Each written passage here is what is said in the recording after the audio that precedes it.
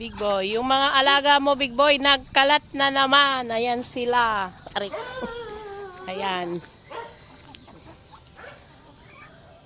Okay lang bang nakabukas tong gate? Papasok na lang ba yung mga yan, Nel? Bayaan mo bang papasok na lang? Ayan sila.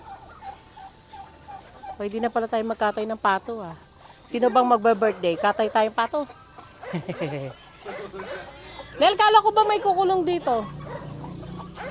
Oh, mga manok. Ay, wow. Pabo palang ginawa mong nakakulong dito sa kulungan ng aso. Ha? Ayan na si Choco, binalik ko na siya dito. Para may bantay sa mga sa mga alaga mo. Dito, pwede lang ilipat dito, Tay. Oo, yung mga pabo. Ay, pato. Si Sudong ba? Nalaki na yun. May mga pabo pa pala ditong, ngingitlog at saka pato. Diba? Ayan.